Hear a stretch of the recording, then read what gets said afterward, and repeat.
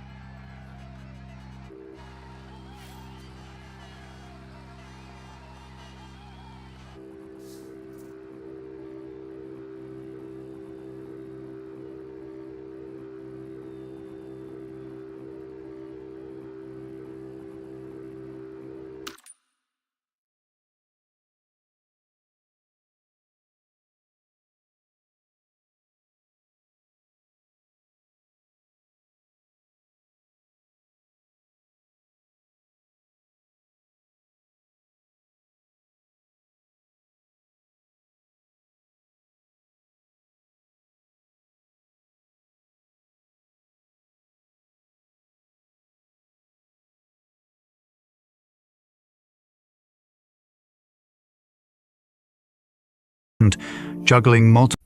Hello there. We'll explore.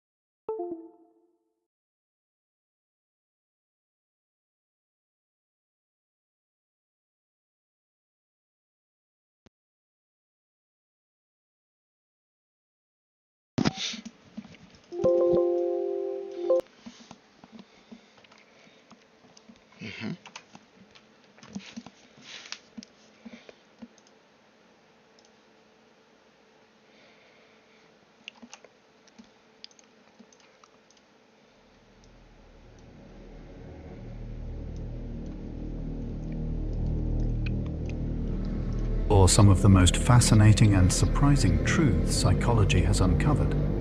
Secrets of memory, perception, and the quiet patterns that shape our thoughts. Some of what we'll discover will be gentle, like the way a familiar scent can bring back a moment from decades ago. Others will be astonishing, like how your brain can make decisions before you even realize it. But each one will open a window into the hidden workings of the mind, stranger, deeper, and more beautiful than we often imagine. This evening, we'll wander through a collection of remarkable insights and mental curiosities. Glimpses into worlds where time can stretch and shrink, emotions can alter what we see, and thoughts can ripple between people without a word. You might find yourself drifting towards sleep, or simply letting these ideas flow quietly in the background. If you enjoy these videos and would like to join us for more nighttime explorations, you can like and subscribe below. And feel free to share your thoughts down in the comments. But for now, all you need to do is get comfortable. Let your breathing slow, your mind soften, and allow the wonder of your own mind to wash gently over you. Let's begin. People are more honest late at night. As the day wears on, mental filters and social masks can loosen. Late at night, when fatigue lowers inhibition and self-monitoring, people may speak more directly and reveal thoughts they might guard during daylight hours. This doesn't mean every night conversation is unfiltered truth, but the reduced cognitive control can make honesty come more easily. Psychologists also suggest that the quiet, intimate atmosphere of nighttime can encourage openness, fewer distractions, dimmer light, and the sense that the world is at rest. In these hours, conversations can drift into personal territory, sometimes deepening connections. The phenomenon is not universal, but many people know the feeling. Words flowing more freely under the cover of night, as if the mind relaxes into its natural rhythm, and guarded thoughts finally step into the open. Multitasking makes your memory less reliable. While it might feel efficient, juggling multiple tasks at once can weaken how well we remember them. The brain's attention system works best when focused, and dividing it forces information to compete for mental resources. This can result in memories that are less detailed, or even missing entirely. For example, trying to check messages while listening to a friend can lead to forgetting key parts of the conversation. Studies show that frequent multitaskers may even struggle to filter out irrelevant information, making concentration harder over time. The allure of multitasking lies in its sense of productivity, but the mind records life more richly when it's given the chance to linger on one thing at a time. In a world that demands constant switching, choosing to do one thing slowly can feel like a luxury, and one your memory will thank you for. Touch from another person can lessen pain. The warmth of a hand on your shoulder, or someone holding your hand, can do more than comfort. It can change how your brain perceives pain. Physical touch activates sensory pathways that compete with pain signals, reducing their intensity. It also triggers the release of oxytocin, a hormone linked to bonding and stress reduction. In one study, couples who held hands during a painful experience not only reported less discomfort, but their brainwaves began to synchronize. This suggests that touch doesn't just soothe emotionally, it can create a shared physiological state that eases suffering. In moments of distress, a gentle touch can act as both shield and anchor, reminding the body that it's not alone. Sometimes, the simplest gestures carry the deepest healing power. Scent can influence decision-making without awareness. Smells often bypass conscious thought, traveling straight to brain regions involved in emotion and memory. This direct route means scents can influence mood and behavior without us realizing it. In experiments, pleasant ambient scents in stores have been shown to increase the likelihood of purchases, while the smell of cleaning products can lead people to tidy up more. These subtle effects work because scent can prime certain thoughts or associations. Lavender may induce calm. Citrus may signal freshness and energy. While we often think of decisions as purely rational, the truth is that invisible sensory cues can tip the scales. Becoming aware of this influence can be empowering, allowing us to recognize when our choices are being swayed by the quiet language of scent. Placebo sleep can make you feel more rested. In a curious twist of psychology, simply believing you've slept well can improve performance and mood the next day, even if you haven't. In one study, participants told they had above-average sleep quality performed better on cognitive tests, regardless of their actual sleep. This effect, known as placebo sleep, shows how expectation can shape mental and physical states. The brain uses belief as a shortcut, adjusting energy levels and focus based on perceived rest. Of course, genuine sleep is irreplaceable for health, but this phenomenon reveals the mind's surprising ability to influence how the body feels. It suggests that part of rest comes not just from hours of sleep, but from the story we tell ourselves about that rest. Your mind can sense when someone is staring at you. Many people have experienced the uncanny feeling of being watched, only to turn and find it's true. While science hasn't fully explained this, some research suggests that subtle cues, a shift in shadows, changes in peripheral vision, or even faint sounds, may alert us unconsciously. The brain is finely tuned to detect social attention, as knowing when eyes are on us has been vital throughout human history. Evolutionary psychologists propose that this sensitivity helped our ancestors avoid predators and navigate complex social interactions. Whether through learned perception or a deeper instinct, the sensation can be so compelling, but it prompts action before conscious thought catches up. A quiet nudge from our more ancient selves. Body language can reveal feelings you haven't admitted to yourself. Posture, gestures, and micro-expressions often reveal emotions we haven't consciously acknowledged.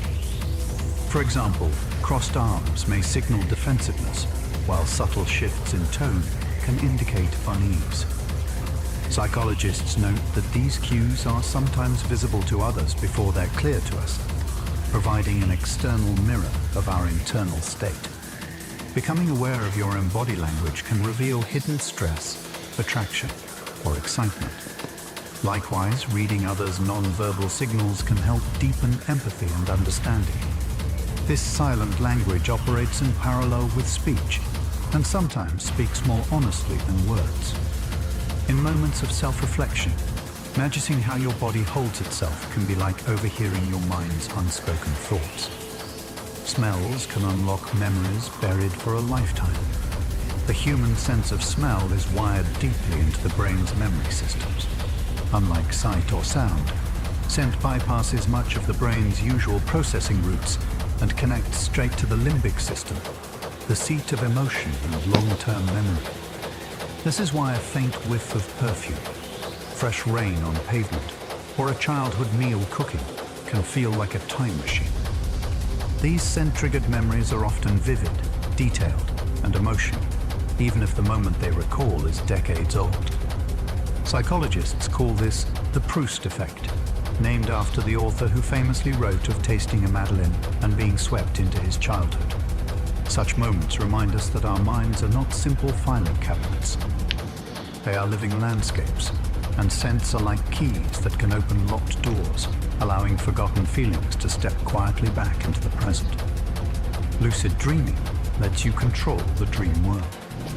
In lucid dreams, you become aware that you are dreaming, and with that awareness, you can sometimes shape the dream itself. People who experience lucid dreaming report flying over mountains, breathing underwater, or rewriting the events of their dream as they happen. Psychologists believe lucid dreams arise when parts of the brain linked to self-awareness become active during REM sleep, while the dream state continues. For some, these dreams happen naturally. Others train themselves through techniques like reality checks and dream journals.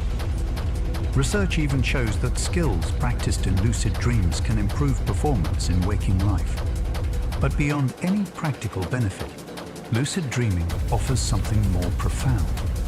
A reminder that our minds can create whole worlds, rich with detail and emotion, that we can walk through as if they were real.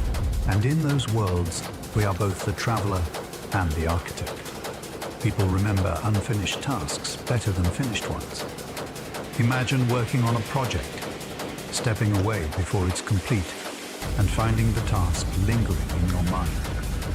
Psychologists call this the Zeigarnik effect. Our brains hold on to incomplete tasks more vividly than completed ones. This mental open loop evolved to help us remember what still needs doing, but it can also keep us awake at night, replaying conversations or reminding us of work left undone. Studies suggest the effect occurs because unresolved activities create a kind of mild tension in the mind, and finishing the task releases it. That's why making a to-do list can feel oddly calming. It signals to the brain that the task is accounted for, even if it's not yet done. In daily life, this effect can be both a motivator and a source of stress, depending on how we use it. Either way, it's a powerful example of the mind's unfinished business. Gratitude can lower stress hormones in your body. The act of feeling and expressing gratitude is more than just polite habit. It can shift the body's chemistry. Studies have found that people who regularly focus on what they're thankful for show lower levels of cortisol, the hormone released during stress. Gratitude practices such as keeping a daily journal or reflecting on positive moments before sleep can also increase activity in brain regions linked to empathy and joy. This isn't just a pleasant mood change. It's a physiological response that can strengthen the immune system, improve sleep quality, and even support heart health.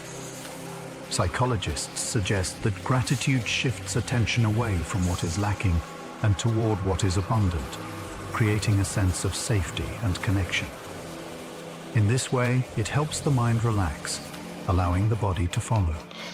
A grateful thought held quietly for a moment, can ripple through the nervous system like a calming tide. People can be influenced by words they barely perceive. Sometimes the mind reacts to messages it doesn't consciously notice. In psychology, this is called subliminal priming, the presentation of stimuli so brief or subtle that it falls below conscious awareness, yet still influences thoughts or behavior. In one study, flashing positive or negative words for just milliseconds before showing a neutral image changed how participants rated that image's emotional tone. Advertisers and artists have long been fascinated by this effect, though its influence in real life is more subtle than the myths suggest. Still, it reveals an important truth. Our conscious minds are not the sole gatekeepers of perception. Beneath awareness, the brain is constantly scanning, filtering, and interpreting signals.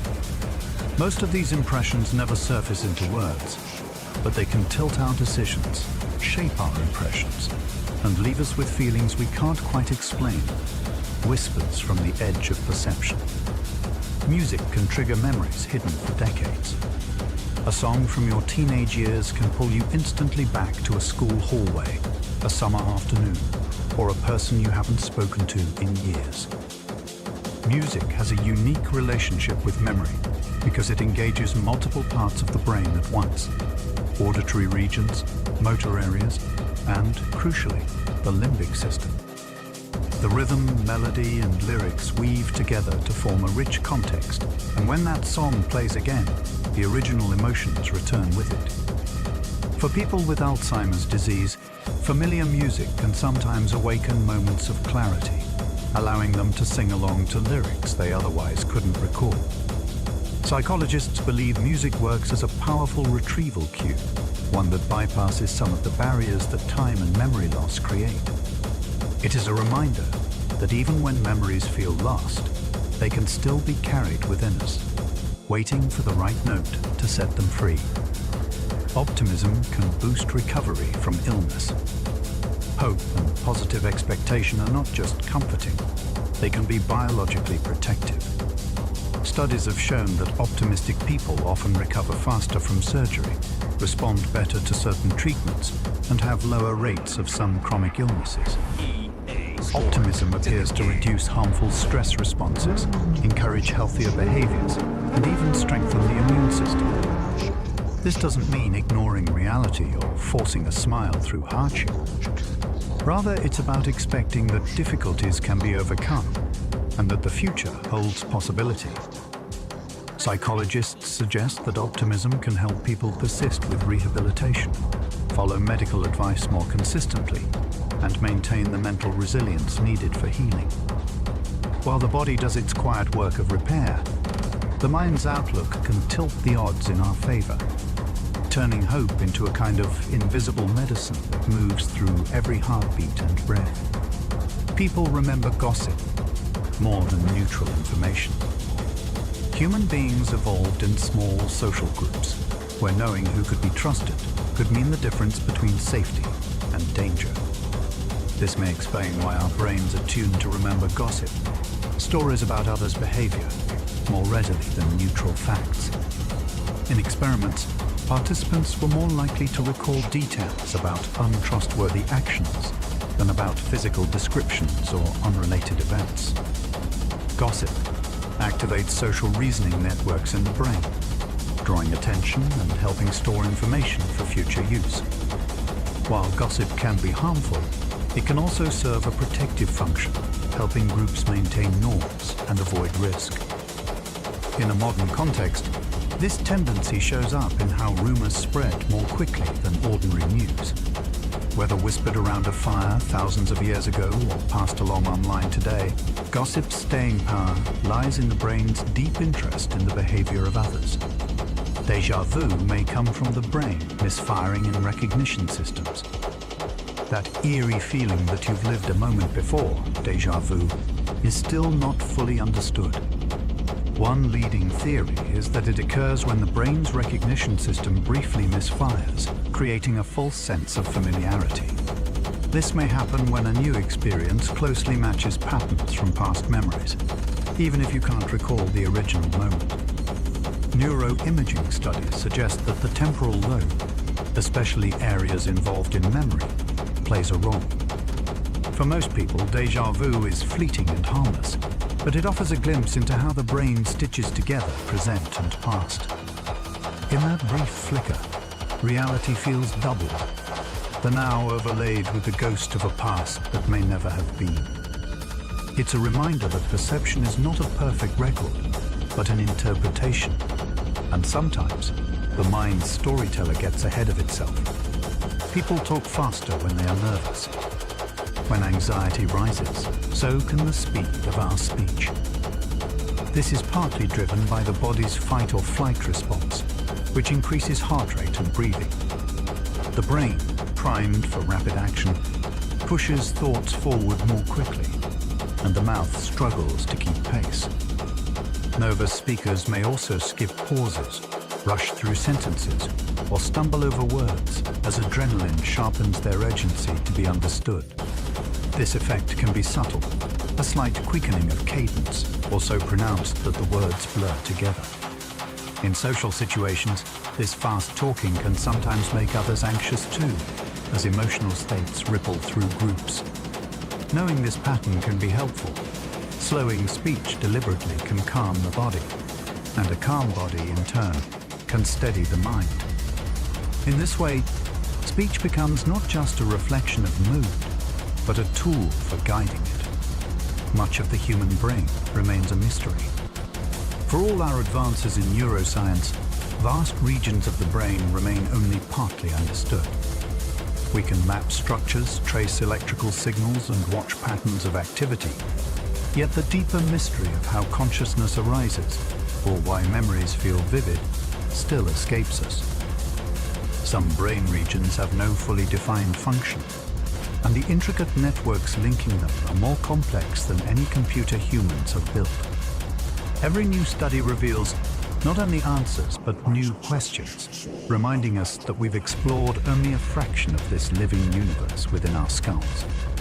Like an ocean whose surface we've skimmed, but whose depths remain dark, the brain holds entire continents of understanding still to be found. And in the quiet moments between thoughts, we're reminded that the mind is not just a biological machine, but a mystery we inhabit every waking moment. Most of your thoughts are repeats from the day before. Research suggests that the majority of our daily thoughts are recycled from previous days, familiar concerns, routines, and reflections replaying in slightly different forms. This mental repetition helps maintain a sense of stability, but it can also limit creativity and keep us stuck in old patterns. The brain favors efficiency, and reusing existing neural pathways is less demanding than forging new ones.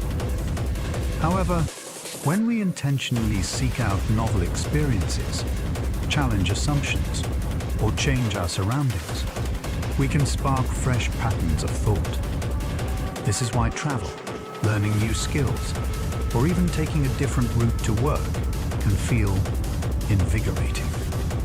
It jolts the mind out of autopilot and into awareness.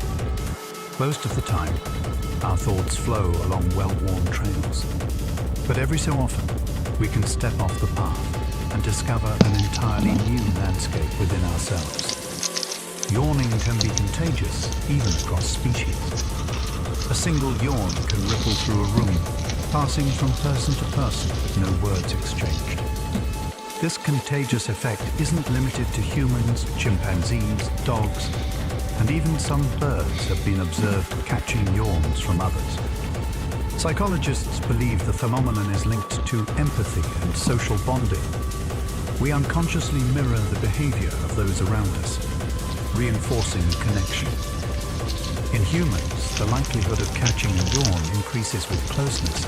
You're more likely to yawn after a friend than a stranger. The act itself remains partly mysterious. While yawning helps regulate brain temperature and promote alertness, its social spread seems to serve a different purpose, silently syncing the rhythms of a group.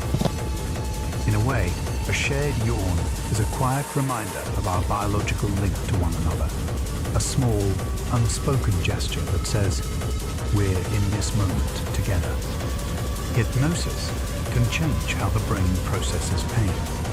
Under hypnosis, a person can sometimes feel less pain, or even none at all, during experiences that would normally cause discomfort. Brain scans show that hypnosis can alter activity in areas that interpret pain signals, changing not the sensation itself, but the way the brain perceives it. This has been used in medical settings for pain management, dental work, and even surgery, though it doesn't work equally for everyone. Psychologists describe hypnosis as a focused, highly suggestible state in which the mind can shift its responses. The effect isn't magic, it's the brain's own flexibility at work. By adjusting perception, the mind can rewrite the body's experience. This connection between attention and sensation hints at a profound truth. Pain is not just a physical event, but a complex dialogue between nerves, brain, and awareness. And sometimes, awareness can change the path. Conversation. Writing about your feelings can improve health. Putting emotions into words, whether in a journal or a private note, can have measurable effects on well-being. Studies have shown that expressive writing can lower blood pressure, strengthen immune function, and improve mood. Psychologists believe the process helps organize emotional experiences, turning vague feelings into structured thoughts the brain can work through. This reduces mental strain and frees up cognitive resources for other tasks.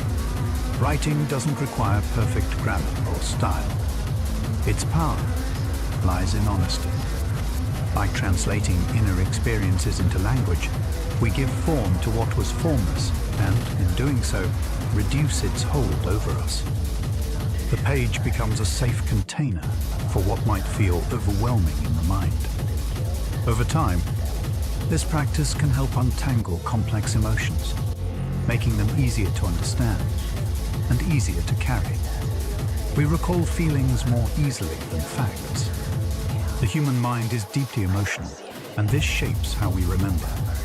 Events tied to strong emotions, joy, fear, grief, or excitement, tend to linger in memory longer than neutral details.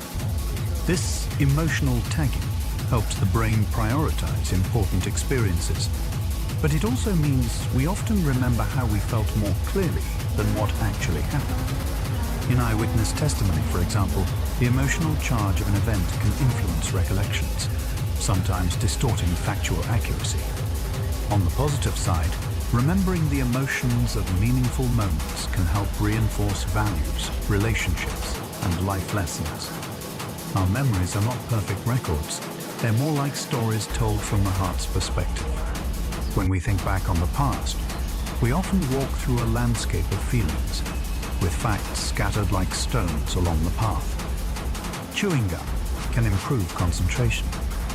It might seem like a small, even mindless habit, but chewing gum... Preparing the soul for better rebirth. The goal is not vengeance, but purification. This difference reflects deeper theological contrasts. Abrahamic religions generally believe in one earthly life, one judgment, and eternal afterlife. Without ice. Before we dive into the next mystery, just a quick note. While the visuals in this video will provide extra context, they aren't necessary to enjoy the stories. Feel free to let this play in the background while you work, relax, or even fall asleep to these eerie unsolved mysteries. And if you'd like to support me making these videos and get access to exclusive stories and all of our videos ad-free, consider becoming a Patreon member. The link is in the comments below. Now, back to the stories. The Piri race map is an anomaly in historical cartography. Discovered in 1929 by German theologian Gustav Deissmann in the archives of Istanbul's Topkapi Palace, the map had been tucked away for centuries, forgotten in a dusty stack of old documents. Upon closer examination, it was revealed to be the work of Piri Reis, an Ottoman admiral, navigator, and cartographer who created it in 1513. At first glance, It seemed like a typical early 16th century world map, detailing the coastlines of Europe, Africa, and the newly discovered Americas. But the more researchers studied it, the more it became clear. This was no ordinary map. What makes the Piri Reis map so controversial is a particular landmass drawn along its lower edge. Many believe this landmass is Antarctica, yet there's a problem. Antarctica wasn't officially discovered until 1820, more than 300 years after the map was made.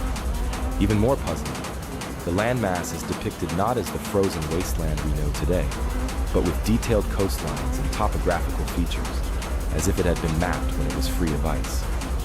Modern geological studies suggest that Antarctica may have been ice-free more than 6,000 years ago, long before any known civilization was capable of such precise cartography. How did Piri Reis know about this? The admiral himself left some clues in handwritten notes scrawled along the margins of the map. He claimed that his work was not original, but was compiled from multiple older sources, some dating back to the time of Alexander the Great. He referenced maps taken from 20 ancient charts and 8 new maps of the Arabs and Hindus. If true, this would mean that Piri Reis had access to knowledge passed down from far older civilizations, perhaps ones with seafaring capabilities far beyond what we previously believed. Some theorists argue that the Piri Reis map is evidence of an advanced, lost civilization, one that mapped the world in astonishing detail long before recorded history. They suggest that fragments of this knowledge survived the collapse of ancient societies and were later incorporated into Renaissance-era maps by explorers and cartographers who had no idea of their true origins. This theory is supported by the fact that other medieval and Renaissance maps, such as the Orontius Phineas map and the Zeno map, also depict landmasses resembling Antarctica with surprising accuracy. Others believe that the map has been misinterpreted. Some scholars argue that what appears to be Antarctica is actually an incorrect rendering of South America. Mapmakers of the 16th century often distorted coastlines due to the way they compiled their charts from scattered reports and second-hand accounts. Some parts of the world were stretched or compressed to fit the limited knowledge of the time, leading to inaccuracies that might explain the apparent presence of Antarctica. Another possibility is that early sailors, possibly from Phoenician, Chinese, or even pre-Columbian European civilizations, traveled much further than history acknowledges, documenting coastlines that were later lost to time. If so, the Piri Reis map could be a remnant of an ancient navigational tradition that has since disappeared, leaving only tantalizing hints behind. Despite decades of study, no definitive answer has emerged. Did Piri Reis unknowingly preserve the last echoes of a lost civilization? Or is this simply a case of cartographic error, a trick of distorted geography that only appears mysterious in hindsight? Whatever the truth, the Piri Reis map remains one of history's most enduring puzzles, a document that continues to challenge everything we thought we knew about the past. But the Piri Reis map is not the only ancient mystery that challenges what we thought we knew about history. Thousands of years before Piri Reis put ink to parchment, an even greater enigma was being carved into stone, one that defies our understanding of early civilization itself. In southeastern Turkey, buried beneath layers of earth for millennia, lies Göbekli Tepe, a site so ancient that it predates the invention of writing, the Great Pyramids, and even the first known cities. Yet, its intricate carvings and massive stone pillars suggest a level of organization and skill that shouldn't have existed at the time. How was it built, and why was it buried? Let's take a closer look at one of the most mysterious archaeological discoveries in history. Göbekli Tepe is unlike anything else we've found in the ancient world. Tucked away in the rolling hills of southeastern Turkey, this site remained hidden beneath the earth for thousands of years, until a chance discovery in the 1960s hinted that something was buried there. But at the time, no one could have guessed what lay beneath. It wasn't until the 1990s, when German archaeologist Klaus Schmidt began excavations, that the true scale of Göbekli Tepe was revealed. What he uncovered would challenge everything we thought we knew about early civilization. Rising from the earth were massive circular stone enclosures, each containing towering limestone pillars arranged with precise intention.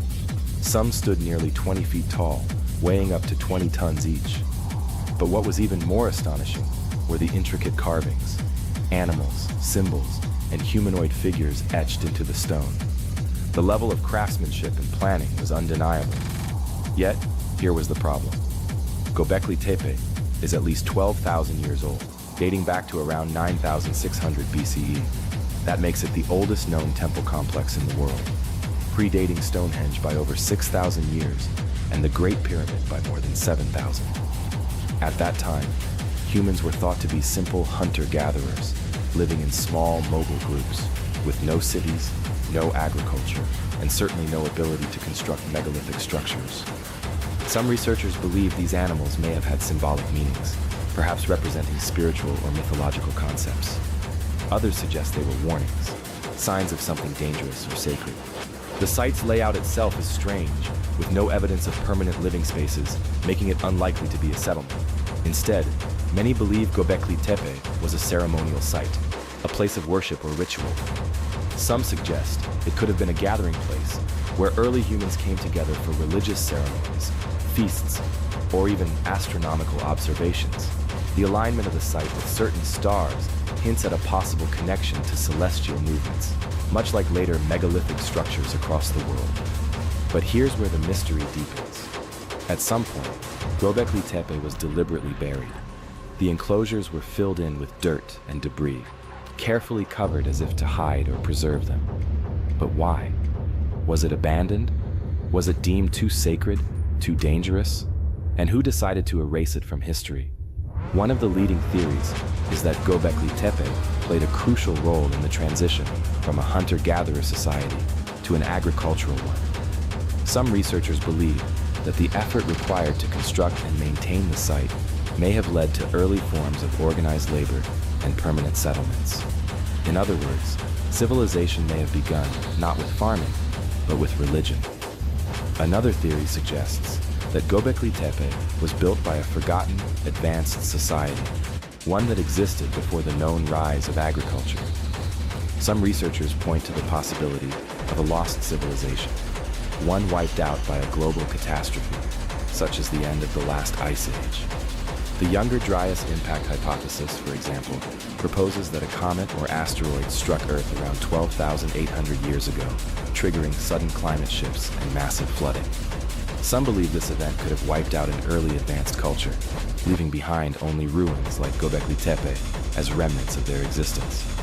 But there's also the possibility that Göbekli Tepe was a product of a highly skilled group of hunter-gatherers, one that simply defies our expectations of what early humans were capable of. Maybe the knowledge required to build this site existed long before we thought, passed down through generations in ways we can't yet understand. If Göbekli Tepe was indeed a temple, it would mean that early humans developed religious or spiritual beliefs long before they settled into farming communities. The structure suggests large-scale cooperation, meaning that different groups must have worked together to build it. But what were they worshiping? Some researchers believe the carvings on the pillars could represent constellations, linking the site to the stars and celestial events. Others think it may have been a burial site, or a place of ancestral reverence, where rituals honoring the dead took place. One of the strangest discoveries at the site was the complete lack of tools or artifacts associated with daily life. Unlike other ancient sites, there are no signs of pottery, permanent dwellings, or domestic structures. This has led to speculation that Göbekli Tepe was never meant to be lived in. It was always a place set apart, meant for something greater than day-to-day survival. Göbekli Tepe forces archaeologists to reconsider the timeline of human development. If our ancestors could construct such a complex site thousands of years before the first cities appeared, what else were they capable of? And if this knowledge existed so early, where did it come from? Some believe Göbekli Tepe is just the beginning, that other sites, possibly even older, are waiting to be discovered. Could this be a missing link in our history, evidence of an ancient forgotten knowledge that predates everything we know? Despite decades of excavation, Göbekli Tepe still holds more secrets than answers. Every layer on Earth raises new questions, and with each new discovery, history as we know it continues to shift. And just like the builders of this mysterious site, ancient civilizations have left behind structures that defy explanation all across the world. Some, carved from solid rock, seem almost impossible even by today's standards. Göbekli Tepe is proof that the past holds secrets we never expected. But sometimes, those secrets aren't found in ancient temples or massive stone structures. Sometimes they're hidden in ink, written down centuries ago, but locked away behind an unbreakable code. A book filled with symbols no one has ever deciphered. A text that doesn't match any known language. And a mystery that has confounded scholars, cryptographers, and linguists for over 200 years. This is the Rohank Codex, one of the strangest unsolved puzzles in history. The story of the Rohank Codex begins in Hungary, but its origins stretch back much further. The manuscript first surfaced in the early 19th century, when it was donated to the Hungarian Academy of Sciences by a nobleman named Gustav Batthyány. The book had been part of his family's private collection, but how it got there, no one knows. It's not a large book, just 448 pages, each filled with a strange, unknown script. The pages are filled with dense writing, written from left to right, line after line of cryptic symbols.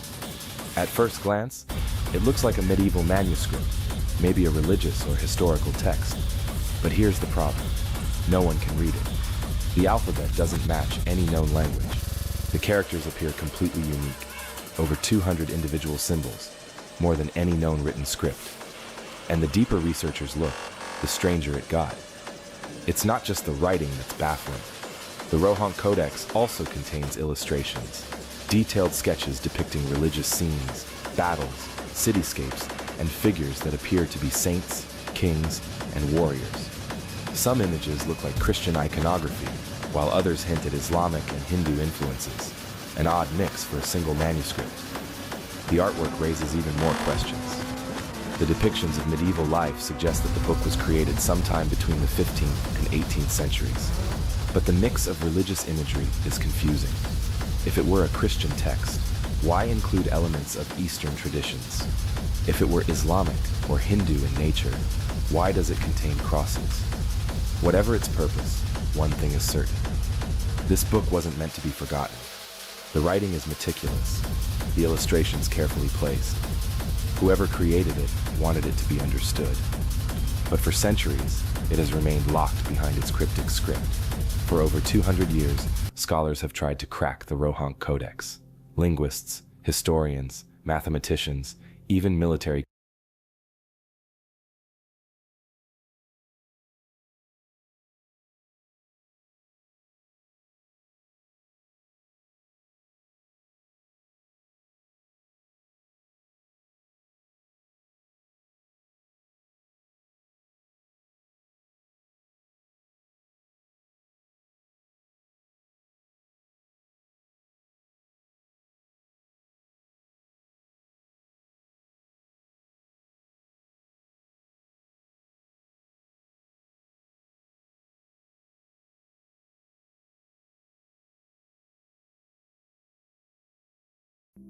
The ocean is vast, unpredictable, and, at times, completely unforgettable without ice.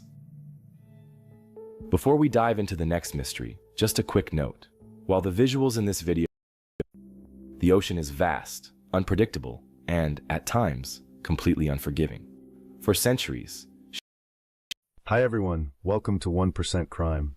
I know you can't sleep, so I'll accompany you with crime stories that happened all over the world. Before we get to the story, tell me where did you hear it from?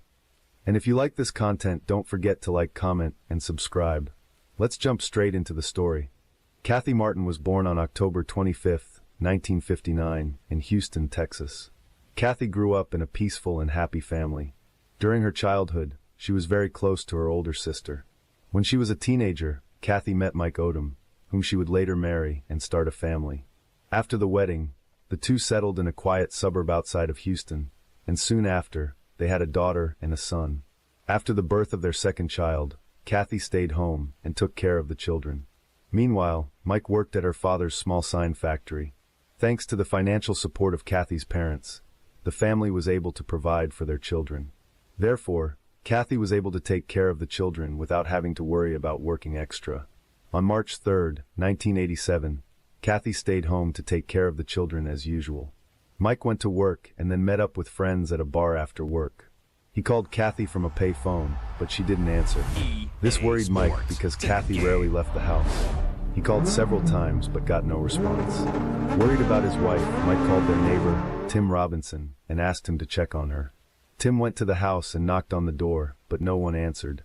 He looked through the living room window and saw that the television was still on. So he knocked again but got no response. At this point, he began to worry that something serious might have happened to Kathy.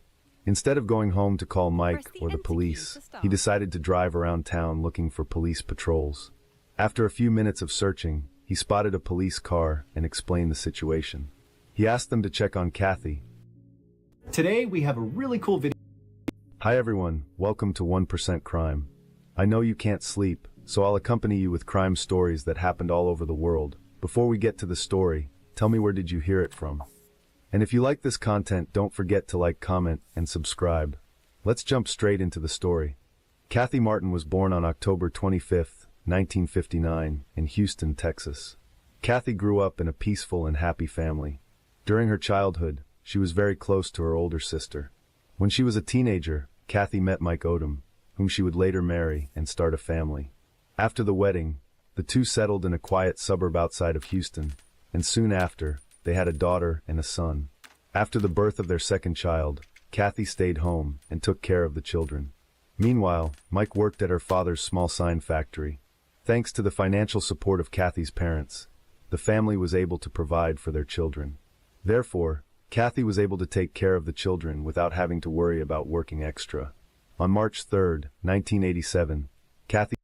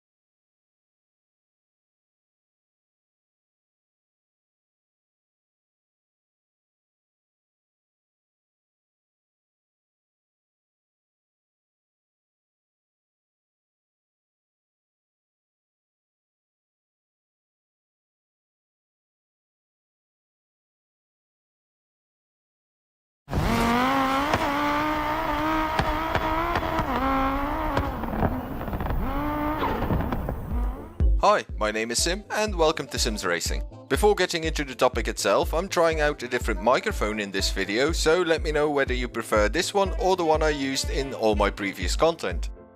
Right, I've been trying to keep up with all the feedback people share about the new EA Sports WRC. One of the things that frequently comes up is in regards to the graphical performance issues such as micro stutters, frame rate issues, screen tearing, etc. So in today's video I'll share you my graphical settings and showcase how the game performs using them. Now the specs of my PC are as follows. My GPU is an Nvidia GeForce RTX 2070 Super memory and new drivers are for the game. The resolution I'm running at is 2560 by some a solution with the Unreal Engine, another good to the list, driver options and or condition and fun search as these bits aren't really useful. So if you have a similar system or there are something, and feel free to support the channel.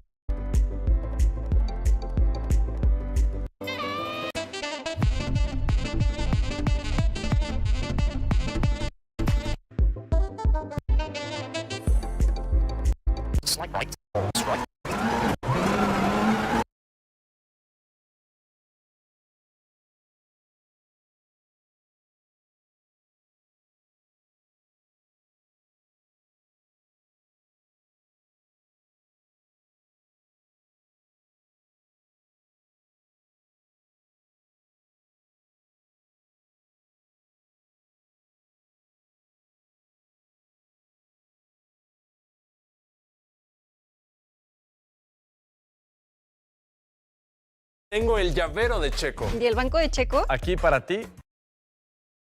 Hey Legends, how we doing today, man? Just a simple video. Going to go over my settings for 2025 for EA Sports WRC. It's been a minute since I've done my last settings and some things have changed with game improvements and just general stuff here and there. So I'm going to go through it, help you guys out. This is for using a sim wheel with a shifter and pedal and obviously a second e-brake as well. But yeah, let's just rip in and give you guys where I reckon this is probably the best settings, which have got me, I don't know, probably I'd say at least 6 or 7 more records at the moment, but yeah, time trial goes, they come and go, like everyone, some of the worst will go, but these have been really for me. Getting into the preferences, man, so we're on 70 FOV for their cam, 50 FOV for external cameras, camera shakes at 100, this is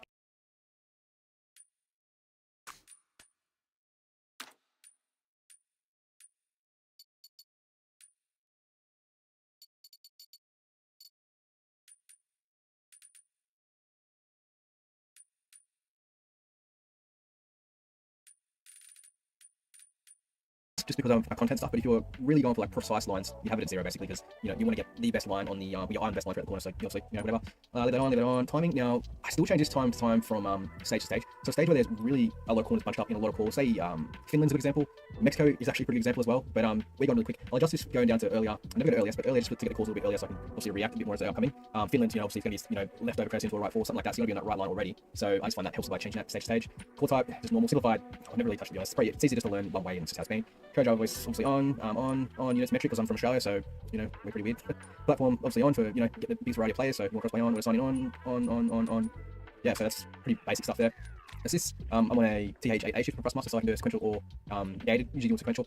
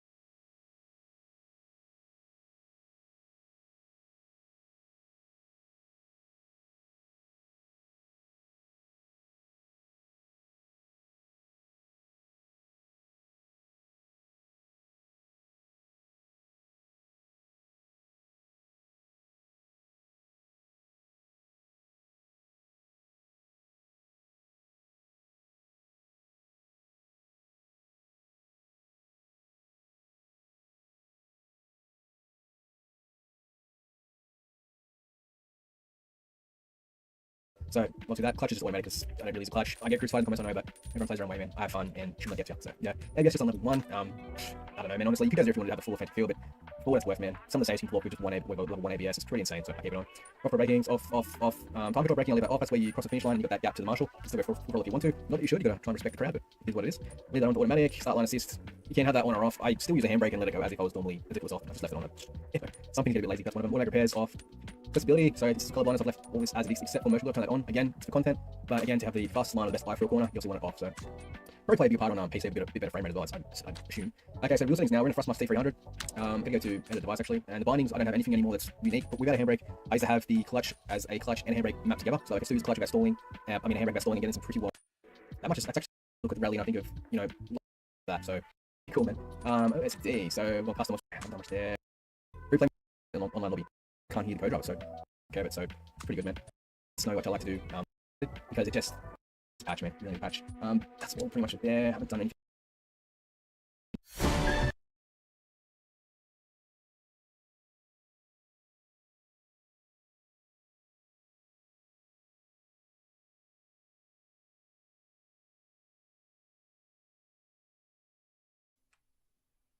Hola amigos, ¿cómo están? Bienvenidos a este pequeño tutorial en el cual les quiero comentar un poco cómo mejorar un poco el rendimiento del juego eSport WRC.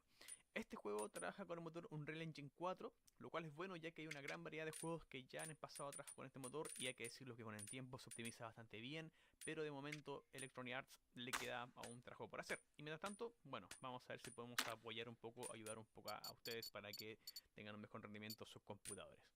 En la descripción del video he dejado un archivo, el cual lo tengo yo acá en mi escritorio, el cual contiene ciertas, si uno lo abre, tiene ciertas variables, ¿ya? Estas variables que están aquí en pantalla, así en grandes rasgos yo les puedo comentar que son variables que se utilizan en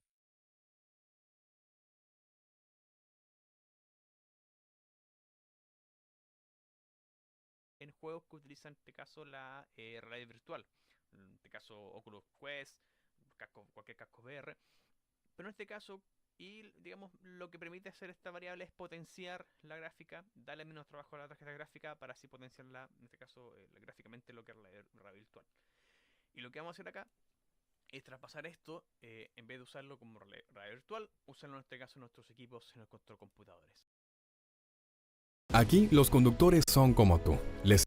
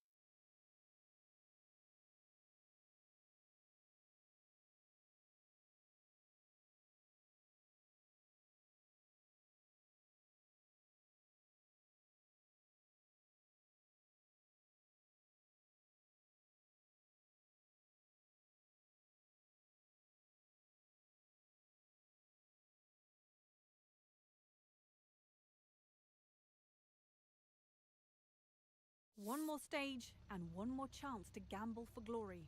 Will the crews push hard or play it safe?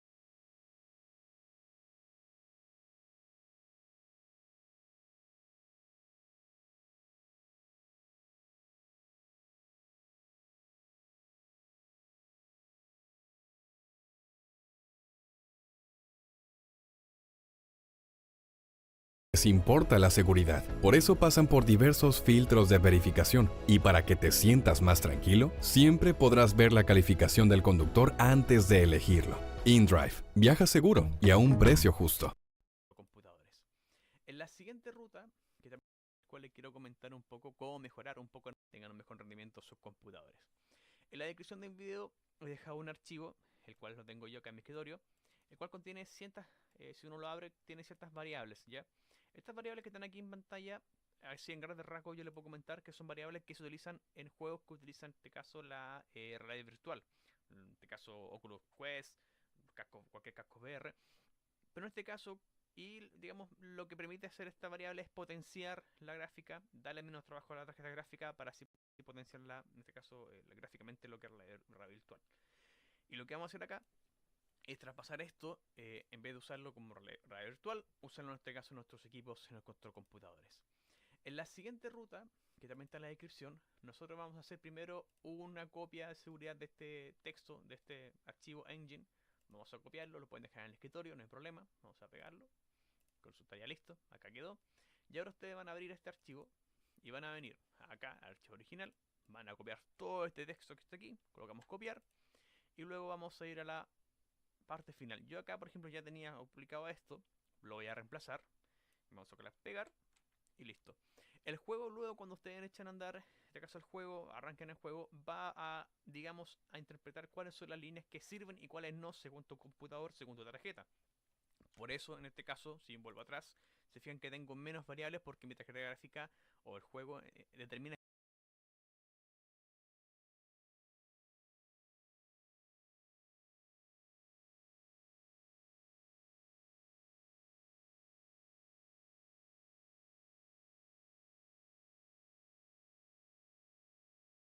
que estas variables son las que necesitan para sacar mejor rendimiento. Puede que tú tengas más o menos después en el futuro. Cuando tengan todo copiado, guarden estos cambios, ponen en este caso guardar, y con eso ya mejoran, deberían mejorar un poco en sentido gráficamente el juego. Hay otra opción también que les quiero comentar, que es respecto al stuttering. El juego en sí genera mucho stuttering y eso no es bueno. Y para ello, sobre todo con tarjetas Nvidia, hay un elemento llamado Nvidia Inspector. Ustedes pueden buscarlo en Google, en cualquier parte. Y hay dos archivos que hay que buscar. El Nvidia Inspector normal y el Nvidia Inspector Profile Inspector. Vamos a utilizar este último. Recomiendo tener ambos, en este caso tanto el Nvidia Inspector como el segundo. Esto lo pueden crear por separado, pero mejor tener ambos casos. Y lo que van a hacer acá ustedes es abrir este Nvidia Profile Inspector.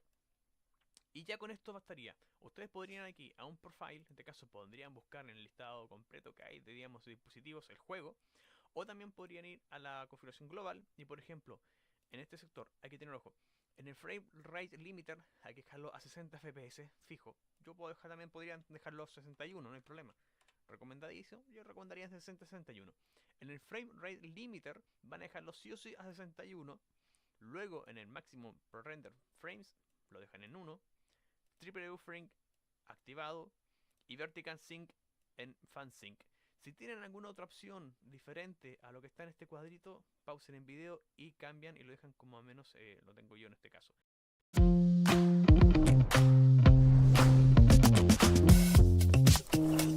What's up? I'm Troubleshoot. In this quick video, I'll be showing you how to optimize EA Sports WRC for the best possible performance while still keeping the game looking as good as possible. This video is not going to cover Windows optimization at all. Instead, in the description down below, you'll find a Windows 10, 11, and NVIDIA optimization guides to get even more performance from your PC. This video is specifically going to focus on the in-game options, so that's where we'll start. Immediately in-game, you'll notice that it has fantastic ultra-wide support, and the UI is perfectly centered at 16:9, so recordings look great even if you choose to play ultra-wide, though this won't be most people, of course. But now I'll head into options and extras, then we'll start on the basic graphics tab. Over here, we'll start by setting our resolution to match our display, and in my case, I'm recording at normal 16:9 2K, so that's what I'll set it to here. There we go. This resolution should match your native resolution display, as in the one that it says on the box. That way you're not rendering too many pixels or too few pixels, making it waste extra performance or having it needlessly blurry. We can adjust things later on, but for now, just make sure it matches your display. 4K, set it to 4K, 2K, 2K, 1080, 1080, etc. Display mode should absolutely be set to full screen for the best performance and input latency, and anti-aliasing is an option that we can turn between low and cinematic. Unfortunately, we can't turn this off entirely, as with any kind of upscaler, whether it's DLSS, FSR, or TAA, you don't need anti-aliasing pretty much at all, as upscaling gets rid of jagged edges anyways. For now, I'll set this down to low. Even if you're not going to use an upscaler, I'd still recommend you have anti-aliasing all the way down, unless you're really annoyed by jagged edges, as this will make the screen a little bit more blurry and take quite a bit of performance. Desync should definitely be turned off, unless the top and bottom half of your monitor seem to be tearing apart. You can enable it in that case, otherwise keep it off for better input latency. And isotropic filtering filters the textures on your graphics card, making them look a little bit better, and it's pretty much a free option that you can have cranked all the way up to 16 on modern graphics cards. You can lower it if you please, but for the most part, it shouldn't have too much of a performance impact. Upscaler, this is pretty important in this game. We can set it to off to run at native resolution, and that's that, or we can use temporal, but preferably use AMD Fidelity FX, otherwise known as FSR, to get way more performance simply by rendering at a lower resolution, possibly automatically, and scaling it up using AI magic and a bit of sharpening. If you have an NVIDIA graphics card with DLSS support, choose DLSS here. For both of these options, you'll notice an upscaler quality. Essentially, the more to the quality side we have this, the less difference there is between the actual resolution and our native resolution. If we push this more to the performance side, it'll render the game in a much smaller window, making AI work a lot harder to bring our native picture quality back, so you'll notice weird ghosting, artifacts, and things like that. I recommend starting at quality and pretty much not going any lower unless you really need extra performance. I would recommend having DLSS a bit. Upscaler quality, especially when you drop this in the upper 6 anti-alias for the upscaler quality to more finely even your graphics card / system hard. If you have a power drop, shadows aren't super important in this game as it's a racing game, but you may consider it a little bit more cinematic than a first-person shooter. If you like crispier shadows, set this to medium, possibly high, though if you push it any higher, you'll notice a severe drop in FPS. Fog, I'd recommend having on as it immerses you more in this game, but if you're clawing for extra FPS, you can turn this to do with rain dropping on your screen and things like day. If you need low, look a lot better in high, small performance set higher or lower, it shouldn't super while you're playing the game. If you want a better looking game, you can leave it on ultra, but you should of being inside of the track, just medium, motion, load, and probably ground up. Mastering. There's a few options here, and they're organized pretty weirdly. Essentially, these options all change the dynamic range of what you're hearing, as in the difference between loud and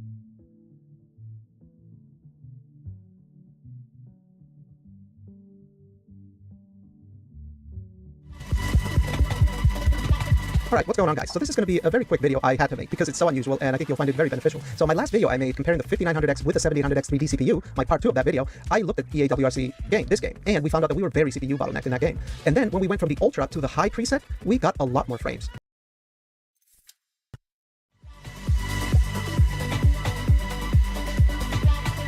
Alright, what's going on, guys? So this is going to be a very quick video I had to make because it's so unusual and I think you'll find it very beneficial. So my last video I made comparing the 5900X with the 7800X 3D CPU, my part 2 of that video, I looked at EA WRC this game, and we found out that we were very CPU bottlenecked in that game. And then when we went from the Ultra to the high preset, we got a lot more frames. Now, graphical settings usually cost GPU performance, not CPU, unless it's ray tracing, but still, this was a very big discrepancy between the two. We got a lot more frames. Now, I looked more into this, dug more into the settings, and I was able to find out which setting cost so much CPU performance in this game, and I think you're going to be very surprised to find out. So let's dive in and take a look at that.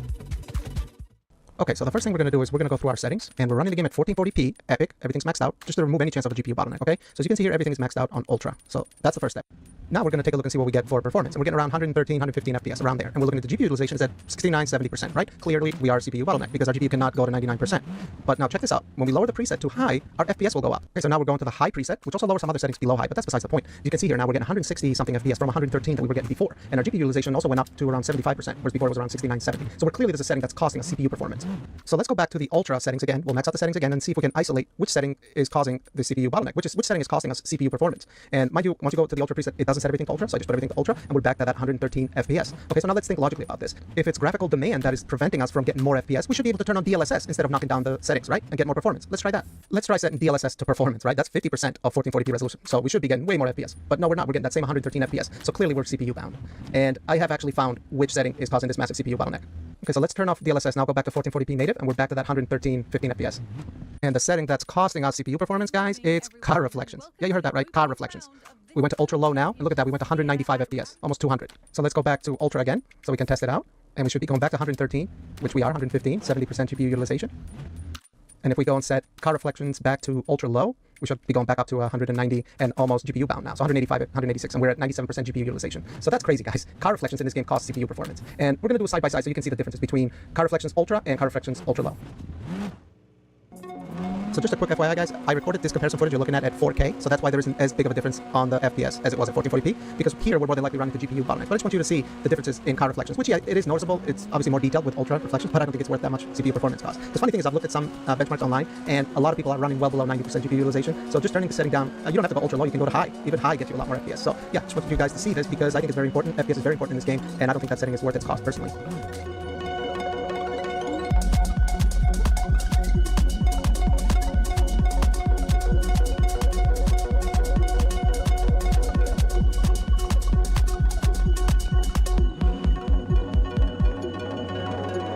Well, maybe the video didn't turn out as quick as I thought it would, but I figured I'd make it because it's kind of unusual to see a graphical setting like this cost so much performance. You usually don't see it. But anyways, I hope it helped you guys out. And if you did like the video, give it a like. If you want to see more content like this, you can subscribe. Thanks for watching the video, and I hope you have a great day. Thanks. En México gritamos por todo. Gritamos goles. ¡Viva los viajeros! ¡Viva volar a la selección! Esta copa grita con nosotros. ¡Viva! Aerolínea oficial de la Selección Nacional de México.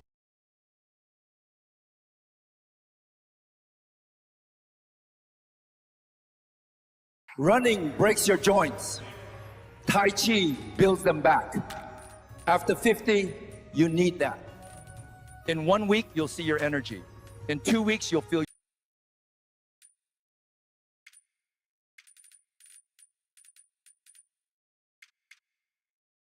Whether you're a regular sim racer trying out a new discipline, or a rally fan looking to take to the virtual stages for the first time, the learning curve for eSports WRC will be steep. To help with this, we attraction of pure heads together and come up with a set of tips and tricks that should make life that little bit easier for you. In this first video, we will help you set up the game optimally, from force feedback settings to graphics advice, and then cover a whole host of driving techniques and tips to help you make the most of your rallying experience. We'll also be covering full-blown strategy and career mode advice in the second part, so do keep an eye out for that one on the Traction channel in the near future. Seeing as there's so much to get through, I'm going to stop rambling and get started. Getting your game and controls set up correctly is the first important step, even if it's the most boring. So here are 6 tips to get you on your feet. Like in any game, it's worth sorting your button assignments from the get-go. Regular driving controls are of course key, but unlike many other racing games, you will need to assign a button as your handbrake. If you're using a wheel, I recommend choosing a button that sits close to your thumb, and if you have an external shifter instead of using paddles, make sure the handbrake button requires the opposite hand from the shifter. You'll also need to assign buttons for pause, changing camera, headlights, look behind, and quick repair. If you have limited buttons to work with, don't bother assigning a wiper button or car reset. You can set your wipers to operate automatically, and you can reset your car by pausing the game and selecting the option from the pause menu. With this kind of game on PC, which is the platform we're using for these tips and tricks, we strongly recommend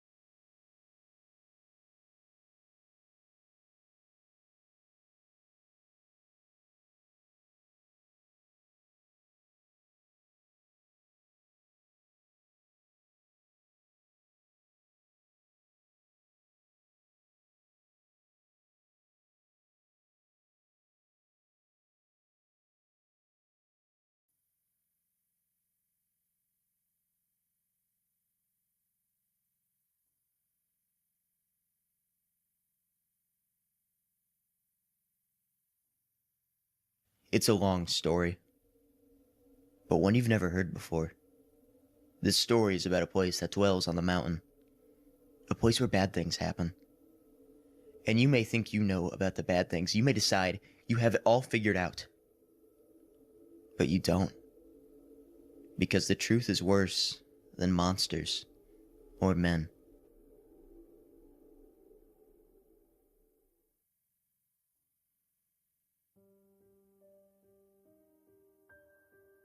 These are the opening lines to Borrasca, a story about urban legend, small-town What's up? conspiracy. My name is Gabo, and today I'm going to show you a guide of how to boost FPS in the game.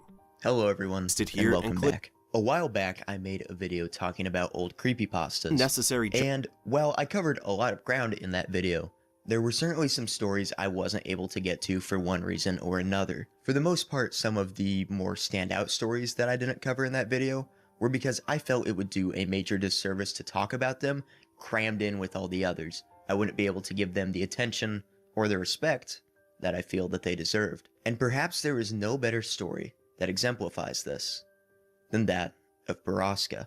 Borrasca is a story by C.K. Walker, a story that I've been in love with since I first read it. So much so that I actually bought a whole C.K. Walker book collection just because. Got a powerful PC, but Roadcraft still lags. And you can find this on Amazon. I think that's where I got it at least. FSR in balanced mode. I'll leave a link in the description. And I figure with it being October, why not talk about my favorite horror short story? Now, before we begin, I want to share a few things.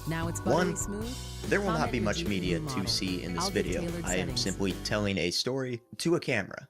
Why am I doing this? I don't know. It sounded like fun. So whereas there won't be much to see except me babbling on about this story, this would be a good video to have on while you clean your room, do homework, whatever you need to get done. There won't be much to see, so this could be a good video to have in the background of things. And two, this story does take some very dark turns, specifically near the end. It deals with a lot of mature themes and events, and because of that, viewer discretion is advised. But, without further ado, let's dive in to Borrasca. Following the opening lines, we are introduced to our protagonist, a boy named Sam Walker. He and his family, including his father, his mother, and his older sister Whitney, are getting ready to move to a small town out in the Ozarks, a town called Driskin, located in Missouri. This move wasn't one the family was exactly excited about. Whitney even threw a temper tantrum, as she didn't want to leave her friends, and notably her new boyfriend, behind. It was so bad that when the news was told at family dinner that night, Whitney threw a bowl at her father, screaming that it was his fault. And she was right, too. Sam's father was a police officer who had apparently done something wrong, and while Sam didn't know what it was, he had heard whispers that his father had in fact done something wrong. And to save face, the sheriff's department had decided to move him and his family to Driskin. Sam, though, being a young child, was quick to turn his attitude of apprehension to that of excitement. He began looking at the move like an adventure, a new house, new school, and more importantly, new friends. But as the move-in date became closer and closer, Whitney grew more and more depressed, refusing to leave her room or get off the phone with her friends and boyfriend. She even threatened to run away if they don't cancel the move. However, a month later, she was sitting in the backseat of the car next to Sam as they pulled into the driveway of their new house in Driskin, Missouri. Having moved in over summer break, the Walker children were able to get acclimated to their new environment pretty quickly, at least before the school year started. See, Driskin was built in a valley between the mountains and forests. Having moved from St. Louis, the Walkers were a little surprised by how small the town was, but on the flip side, they were also impressed by how nice it was. There seemed to be no bad areas in the entire town. The whole town looked like a picture that you'd find on a postcard. And, luckily for young Sam, it didn't take him long to make a new friend either. About a week after the Walkers moved in, their next-door neighbors decided to come introduce themselves. These were Mr. and Mrs. Landy and their 10-year-old son, Kyle. Kyle was a rather lanky boy with fiery red hair. And while the parents of the two boys sat in the kitchen drinking mimosas, the two boys quickly bonded over a love of PlayStation 2 games, and they instantly hit it off, becoming the best of friends. They spent the cool summer mornings playing outside, exploring Driskin and the wildlife, and they spent the hot afternoons inside playing PlayStation. It wasn't long before Kyle introduced Sam to the only other kid in their neighborhood that was their age, a young girl named Kimber DeStaro. Kimber is described as being a skinny and rather quiet girl, with red hair just as Kyle. However, where Kyle's red hair matched his fiery, energetic personality, Kimber was far more shy. Regardless, Kimber was friendly and always down for anything, and she quickly joined the group as the three became the best of friends. They were inseparable, and with Kimber a part of their group, their summer truly began. Kyle and Kimber spent the majority of the summer showing Sam all the best lakes, hiking trails, and areas to hang out for kids to have fun. Sam truly felt at home by the time the school year started in September. On the last Saturday before the school year started though, Kyle and Kimber said that they had a surprise for Sam, a super cool treehouse that he had not yet seen. This treehouse was called the Triple Tree. Now Sam was hesitant to believe the two at first. He thought if there was some super cool, super big treehouse, they certainly would have shown it to him already. After all, they'd shown him everywhere else this summer. Why would they wait so long before showing him this treehouse, especially if it was as cool as they said? But the two stood firm in their stance that not only was the Triple Tree real, but that there was also a ritual that first-time goers had to complete before they could get in. And if this ritual was not completed before the person entered the treehouse, they would disappear and die. Sam was still hesitant though, thinking that they were pulling his leg, but they insisted that if he didn't believe them, then they should just take him there now. All they needed to do before they left was get a knife for the ritual. Rightfully, Sam gets a little nervous here, thinking that this is some sort of blood sacrifice. However, Kyle and Kimber quickly reassured their friend that the knife wasn't for a blood ceremony of some sort, but instead that all he would have to do is carve his name into the base of the tree, say a few words, and then he would get access to the treehouse. The trio headed off to Kyle's house to get a knife, where they ran into Kyle's mom, Mrs. Landy. She asked if they could take Kyle's 6-year-old brother Parker to go along with them, as she had had a long day and simply wanted some time away from the kids. Sam tells us that while Parker was Kyle's little brother, he was completely different from Kyle. Kyle was an excitable boy who was full of all this energy, whereas Parker was far more shy and reserved and quiet. The two even looked different, with Kyle having that fiery red hair, whereas Parker had dark brown hair. Kyle begged for his mother not to make him take Parker, but ultimately the decision was made, and Parker joined the trio on their way to the Triple Tree. They rode their bikes a ways until they came across a trail that said West Rim, Prescott, or Trail. Sam noted that he had seen the name Prescott all over town. He asked about its significance, wondering if the Prescotts had perhaps founded Driskin, or perhaps if the mountain Driskin was built around was Prescott Mountain. Kimber laughed at Sam and informed him that the name Prescott does not come from a mountain or the founder, but instead from a family that lives in Driskin called, well, the Prescotts. A man named Jimmy Prescott owned more than half of the town's businesses, hence why Sam had seen the name everywhere. Parker interrupted their conversation by saying that he wanted to go home. He and Kyle argued for a little bit before Kimber told Kyle he needs to be nice to his little brother and offered to hold the young boy's hand if he was scared. This seemed to calm Parker down a bit, and the four of them continued into the woods to find the Triple Tree. "What do you think?" Kyle asked excitedly. I studied the tree as I caught my breath. "It's pretty awesome." I smiled. And it was. They hadn't lied to me. The treehouse was the biggest one I'd ever seen.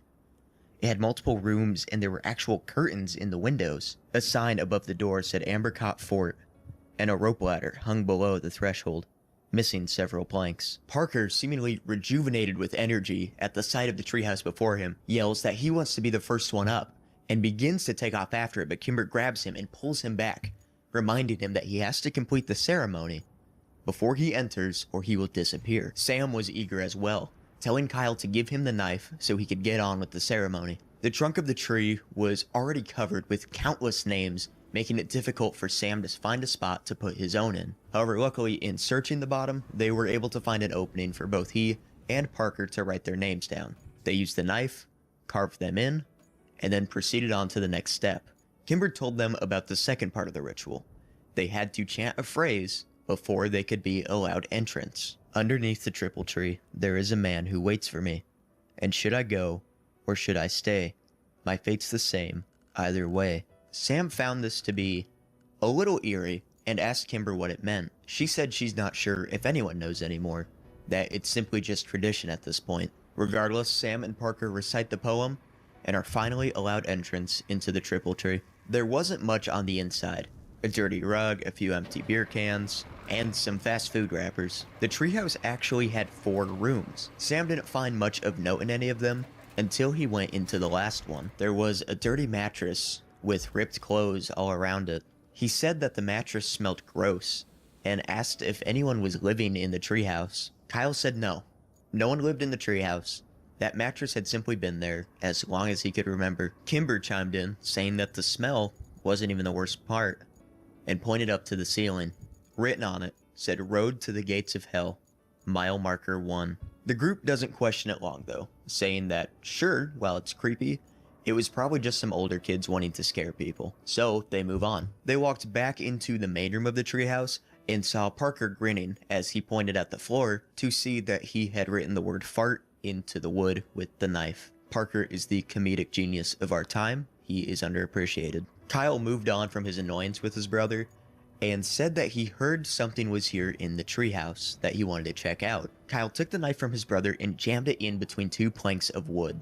He applied just a little bit of pressure before a secret compartment opened. He removed the wood, reached inside, and pulled out 2 warm cans of beer. He said that another boy that lived in town, a boy named Phil Saunders, had told him that this was here. All of the kids except for Parker, who didn't want any because he's a responsible 6-year-old, drink the beer, and they aren't exactly big fans of it. It took them an hour and a half to drink the 2 cans, and they spent the rest of their night wondering if they were drunk. They did some makeshift sobriety tests, such as saying the alphabet backwards, or walking in a straight line, and Kimber was just in the middle of doing one when she was interrupted by this incredibly loud, metallic groaning sound cascading down the mountainside. Everyone quit what they were doing and shut up while the sound just emanated down the mountainside into their ears. It lasted for what felt like 10 minutes before finally coming to a stop, and they all just sat in silence for a few moments. After a while, Sam asked what that was. No one said a word at first until Sam repeated himself, asking again,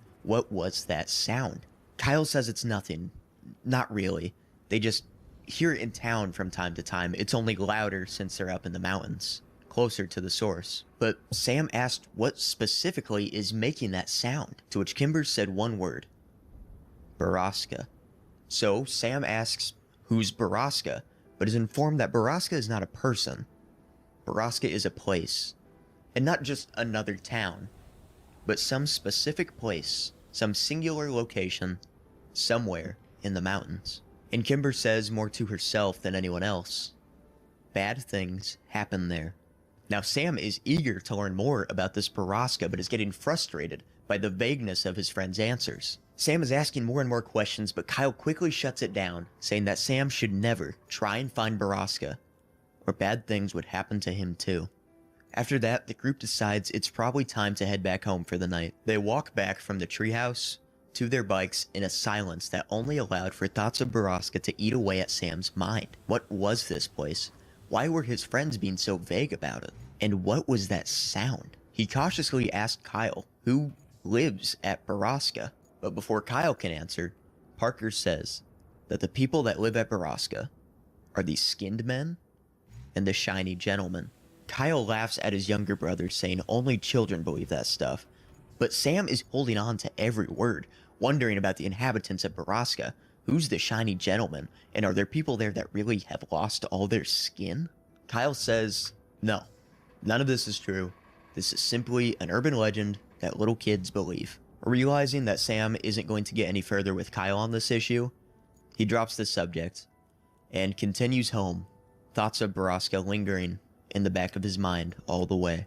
The first day of school began 2 days later. Sam gets dropped off to school by his father, Mr. Walker, and Sam isn't exactly excited about this. He wants to take the bus like his friends and even his older sister, but his father says he'll be allowed to do this when he's 13. Until then, he's gonna have to deal with getting dropped off by his dad. Sam is finally free to go meet up with Kyle and Kimber though, after saying goodbye to his father, and he meets them by the flagpole outside. Now there are 2 6th grade teachers and 3 of them. They were hoping that they'd all get class together, but it didn't work out that way. Sam and Kimber are lucky enough to end up having class together, but Kyle not only doesn't have class with them, but also has a teacher that is known for being particularly rude, strict, and giving out a lot of homework, especially on the weekends. He swears aloud at his luck, to which an authoritative voice from behind him tells him to watch his language. The kids spin around to see the imposing figure of Sheriff Killian Clary standing behind them. Now Clary is actually Mr. Walker's boss, so Sam has actually met him before and says he rather likes the man. He was actually at the school that day to give a presentation to the 3rd and 4th graders about the dangers of walking home alone. Stranger danger type deal. Clary doesn't stick around long though, as he needs to go get ready for his presentation, so the kids are left alone. But they notice that in their brief interaction with Clary, Kimber had left. See, Kyle laments that Kimber is annoyingly on time to everything, so she was already on her way to class. But with that, the first bell rang, and Kyle and Sam parted ways to go to their respective classes, and to start their first day of 6th grade, Sam's first day of school in Driskin. Sam walked into class and was delighted to see that Kimber was already saving him a seat next to her. Now, remember, Sam had moved in over summer break, and as such had really only gotten to meet Kyle and Kimber. So Kimber spent the morning taking Sam around and introducing him to all the other students in class. Most of them seemed nice enough to Sam, but he noticed that there was a group of girls sitting in front of them that Kimber had yet to introduce him to. They kept turning around and looking at Sam and Kimber, and then would laugh at them before turning back around. Sam asked Kimber who these girls were, but she just shrugged. About midway through the day, the class was allowed a quick break and Sam went to the back to sharpen his pencil. While he was doing so, this group of girls that kept turning around and laughing at them approached Sam at the pencil sharpener. They asked if he was friends with Kimber. When Sam answered yes, they wanted to know if he was related to Kimber, to which he said, "No, I'm just a friend of hers." They said they didn't think so since he doesn't have red hair like her. This was a girl named Phoebe Granger, who went on to say that Sam didn't have to be friends with girls like Kimber DeStaro. Doing so would lead him to being unpopular. Sam said he wanted to be friends with Kimber and told the girls off, and they begrudgingly went back to their seats. When Sam went back to his desk, Kimber asked what the girls had said to him, and she looked rather worried. Now Sam, being the absolute stand-up gentleman that he is, says the following. "They said you're too pretty to be near them, and that you make them look ugly in comparison. They'd like us to stay away from them." "Liar," Kimber answered, but I could hear the smile in her voice. Isn't their friendship just so wholesome? Come lunchtime, Sam and Kimber were able to meet up with Kyle, who lamented the entire time about how much he hated his teacher and hated his class. When Sam went to throw his lunch away, he accidentally ran into a kid that he hadn't met yet. He apologized, of course, and the kid said it was fine, looked at Sam, and asked if he was Sam Walker. Sam answered yes, to which the kid said that his older brother was dating Sam's older sister, Whitney. Now, Kyle began dying laughing because the boy's last name is Whittaker, meaning that if the two were to last and get married, Whitney's last name would be Whitney Whittaker. I don't think it's nearly as funny as Kyle, but anyways, instead of laughing, Sam is more perplexed by this, that Whitney has a boyfriend here in Driskin. As far as he could tell, besides the odd errand that their mother would send Whitney on from time to time just to get her out of the house, she didn't even leave her room. So how she had time to not only meet a boy, but also start dating him was beyond Sam. But he assumes that they met on one of these errands and had simply been dating through, text messaging pretty well. The school year continued on, and Sam began loving his time at Driskin. He got to know a lot of the classmates, became friends with them, and Driskin was starting to feel more and more like home. It wasn't until a month later that they were all out on the playground when they heard that metallic grinding sound yet again, the very one that they had heard that night that they went to the Triple Tree. Now, even though it was far more quiet than it was that night they were in the treehouse due to the proximity between the school and Baraska being further than the Triple Tree and Baraska, everyone still sat in silence until the sound had finished. Once it had concluded, Phil Saunders said, "The skinned men kill again." Now, this sparked somewhat of an argument between Kyle and Phil, with Kyle saying that only babies believe in the story of Baraska, but Phil isn't having it. He swears that Baraska, the skin men, the shiny gentleman, that all of it's real. He even states that one of their classmates, a girl named Danielle, had actually seen them before, and calls her over to confirm. So he gets her over and says, "Tell them about the skinned men." And she says, well, why don't you tell them about the skinned men? Phil's a little frustrated and says, I didn't see them, you did. But Danielle corrects him. See, it wasn't Danielle who had seen the skinned men. It was her older sister, Paige. This causes the group to go silent, and while Sam doesn't know why, he can tell that the conversation has quickly become uncomfortable for everyone who's a part of it. Danielle walks away, and when Sam asks what's that about, he's informed that Paige had disappeared some years ago. Phil adds that this is after she encountered the skinned men. Not long after this, the recess bell rang, calling them all back inside, but luckily for Sam, Phil was in his class and, unlike Kyle, seemed interested in talking about Baraska, so Sam made sure when they filed in line that he sat right behind Phil. He asks Phil what he can tell him about Baraska. Phil says that's where people go when they disappear, to Baraska, to meet the shiny gentleman. But Sam asks what does that mean? What happens when they actually get there and meet the shiny gentleman, or the skinned men, or whatever happens at Baraska? And Phil just says bad things, and then shushes Sam as they head into class. It wasn't until a snowy December day that Sam once again heard the sounds of Baraska. He looked outside his bedroom window, wondering what on earth could possibly be making that sound. As he was doing this, he saw his dad's police car pull into the driveway. He ran downstairs, excited to see his father, exclaiming that they never got to see each other anymore. This was due to the fact that Sheriff Clary was getting Mr. Walker prepared to take over the sheriff position, as Clary was going to retire soon. Now, with it fresh on his mind, Sam made sure to ask his father if he ever heard that sound, and his father said yes. Sam asked if he knew what it was, to which his father said he's not certain. He thinks it's just some logging equipment out somewhere in the mountains. When Sam asked if he knew if this place was called Baraska, his father said that he had no idea. Sam pushes further though, asking if his father had heard of the shiny gentleman or the skinned men, to which his father scoffs at skinned men, thinking that his sister Whitney had told him these stories to scare him. So he yells at his daughter to quit telling Sam these stories. Whitney gets flustered by this, as she hadn't told Sam this, it was kids at school, and Sam backs her up on this, saying yes, it was kids at school that told him, not her. Regardless, Mr. Walker says he doesn't matter who told him this, the two should start getting along. They're siblings, and they should start acting like it. However, winter break came and went without Sam hearing the sounds of Baraska again. On their first day back to school, Kimber is slammed into a wall by Phoebe Dranger and her gang. Sam and Kyle help her up and begin screaming insults at the girls. They say people only like them because they're related to the Prescotts. Kimber says she wants to be alone for a moment and excuses herself from the two boys. Sam says he should probably go to class to check on her, but Kyle reminds him that they aren't going to class in the morning, that instead they have an assembly over the history of Driskin. When they get there, they find that Kimber is already there, saving the two a seat. She seems to have cheered up considerably after, being slammed against a locker by Phoebe Dranger and her crew. The room silences as the presentation over Driskin's history begins. There are three people doing the presentation. A man named Wyatt Dowding and a woman named Catherine Scanlon are from the History Preservation Society of Driskin, and they are accompanied by none other than Jimmy Prescott. The mention of Jimmy Prescott surprises Kimber,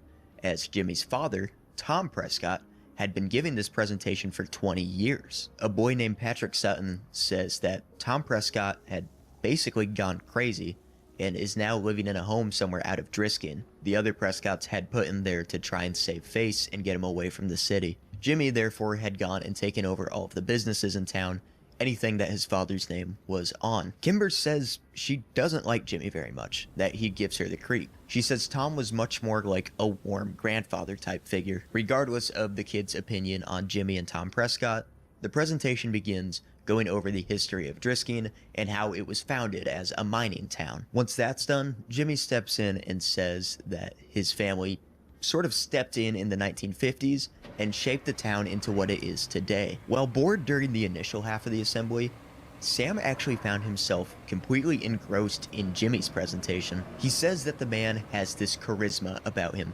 He's a fascinating storyteller, and he was hanging on to every word, laughing at every joke. Now, Sam found Jimmy's presentation to be so compelling that when it was the question and answer segment, he actually raised his hand to ask a question, much to Kyle's objection, telling him that this would be social suicide. But Sam didn't care. Mr. Prescott scanned the room and answered a few other questions before he finally got to be in the back. Yes, the young man in the blue shirt. Mr. Prescott, why did the mines close? Are there still any working? I asked. That's a very good question. What did you say your name was? Sam Walker. I believe I met your father the other day at the sheriff's office. Welcome to Driskin. As for your questions, most of the mines were closed in 1951 after a long period of unprofitability. The mountain had simply ran out of iron ore. The mills and refineries were abandoned, and the town suffered for years.